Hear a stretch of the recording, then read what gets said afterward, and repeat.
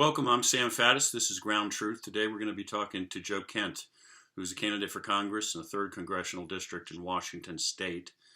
Joe is a retired Army Chief Warrant Special Forces, 11 deployments, also a Gold Star husband, husband of Shannon Kent, who was killed in 2019 in Syria working against ISIS. And I guess I will say full disclosure up front that I knew Shannon and actually was sort of her primary instructor for training she went through. Joe, welcome. Thank you very much for having me on, Sam.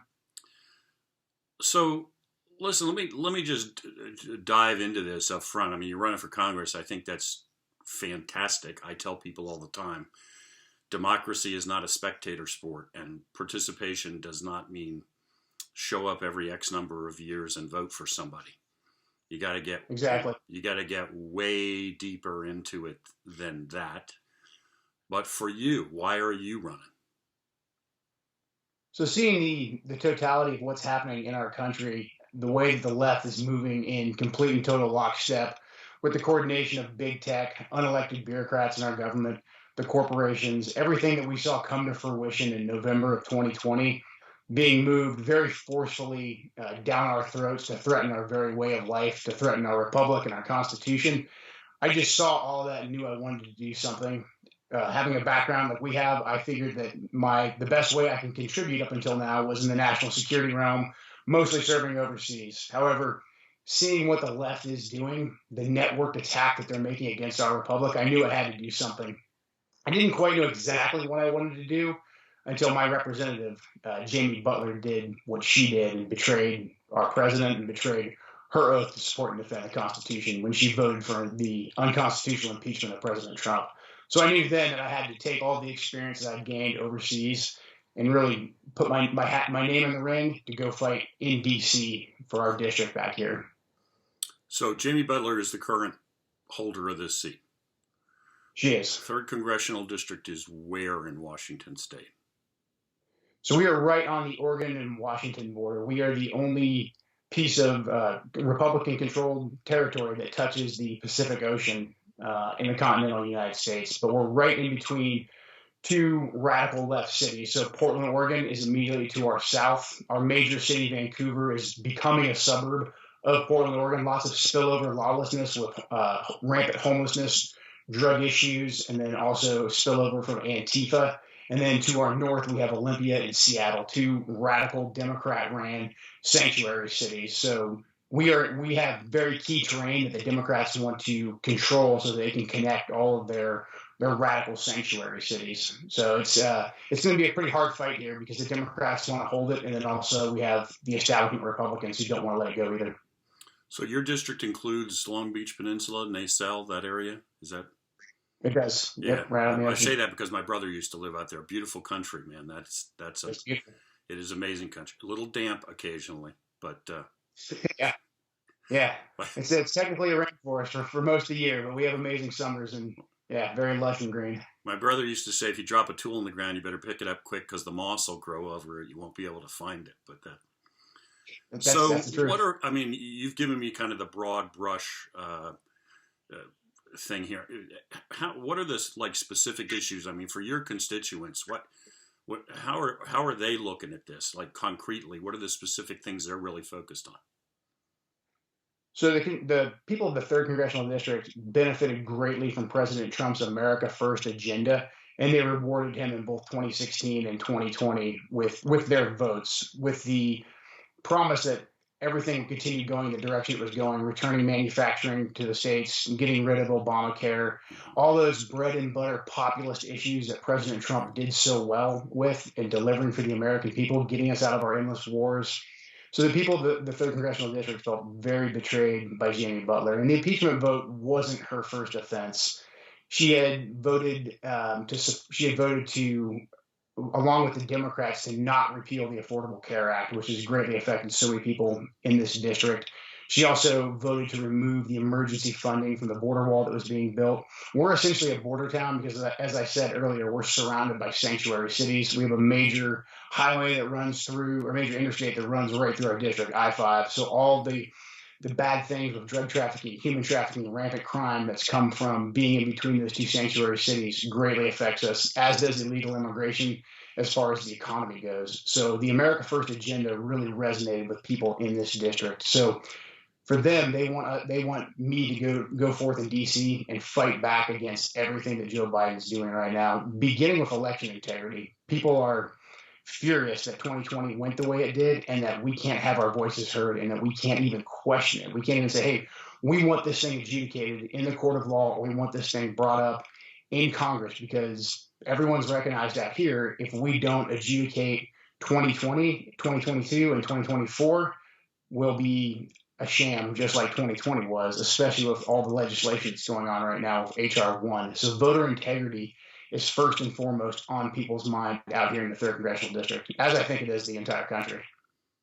You know, it was interesting you used the word populist earlier, which is a term that I use all the time because I really think that's the agenda you're talking about. Certainly the agenda that I'm pushing all the time is, and it's funny how it seems like that's really funny in the sense of interesting, of significance, that seems to be the divide here, right? This is the average people, the working men and women, the folks who actually fight the wars. Exactly. And then on the other side of this, some sort of elite that thinks we're supposed to just do what we're told. Is it? Exactly. Yeah. I think the COVID lockdowns and the 2020 election, I think, really dropped the veil. So we're witnessing, as you know, the largest transfer of wealth in our history. The major corporations have benefited greatly from keeping the working class and the middle class locked down, out of schools, out of church, and really dependent on the government for their salary. They've benefited greatly. So I think people have seen that, and there's a great populist movement right now, the working class and the middle class, to take our country back and have our voices heard. So I'm hoping that people continue to stay motivated going into 2022.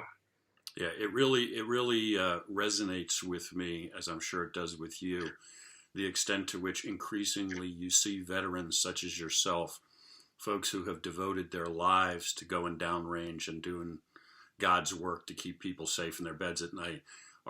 Those folks increasingly are the ones standing up saying, I didn't fight for you, the elite. I fought for the American people.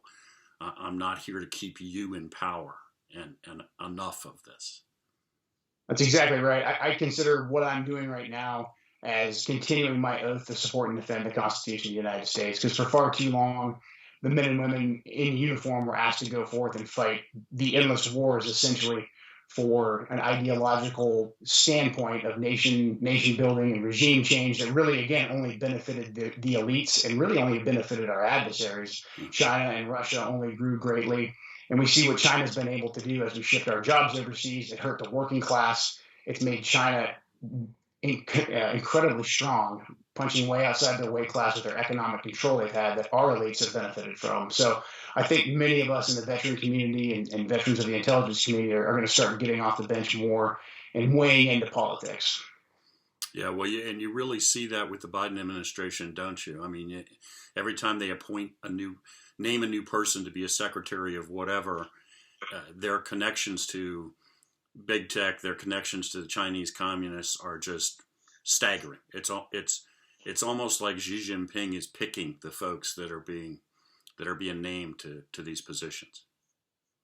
Yeah, it really is. And then Biden's going about executive orders that erode the hard stance that President Trump took against the Chinese Communist Party, in particular with how invasive they've been with technology and intellectual property theft.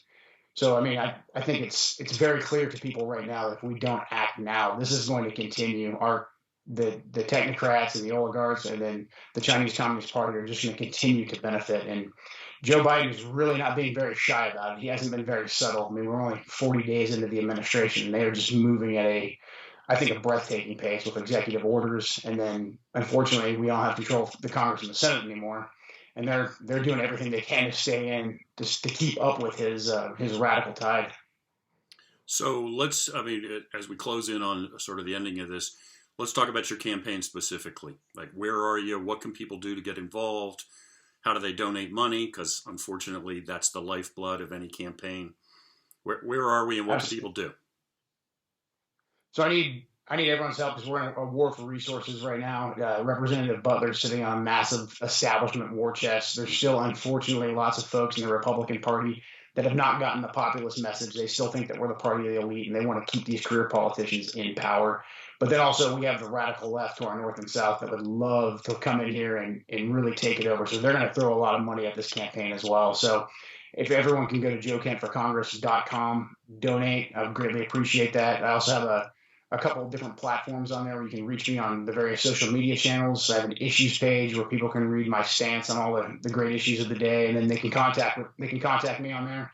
There's email sign up. They can let me know exactly what issues are affecting them and how I can best serve them. So between now and the actual primary, I'm just trying to get out to as many locations in our district as I can. I've been going to town halls, community meetings, really getting face to face with people because, as you say, the ground truth is the most important thing. So hearing from people and building out a network of concerned Americans who want to get involved and want to be able to arm me with all the knowledge I need to go fight the establishment in DC.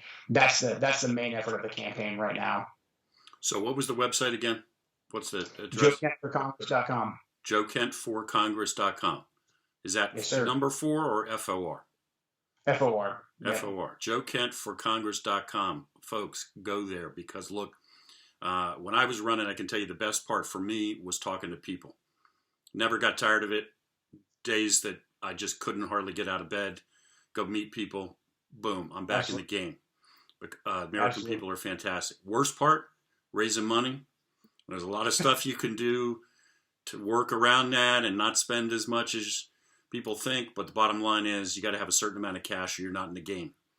And this is, I tell you what, this is the fight, right? Because when I'm talking to people all the time that are discouraged, they tell me, we lost our country. It's all over, man. It reminds me of that scene from Aliens where the one character is like, game over, man. It's like, okay, in between not doing anything and throwing up your hands and saying, I quit, is the part where you get behind Joe Kent and you get out there and you donate and you campaign and you volunteer and you send somebody to Washington who will actually listen to you and speak for you. That's absolutely right. I think the only good thing that came out of 2020 is I think that the veil has dropped and people see right now that this is really our last stand. We're on the cusp, but we're still in the fight. The game is far from over. The left wants it to be over, but it's not. We're still in the fight. So I really appreciate it. Yeah, that's going to resonate with any vet for sure. That's the number one thing. Stay in the fight. There is no quit. There is no like we lost. Just stay in the fight. Exactly. Joe, it's been great talking to you, man. I wish you all the best of luck, and we'll check back with you regularly. Thank you. Sounds great. Thank you, Sam. And thanks for watching. We'll see you next time on Ground Truth.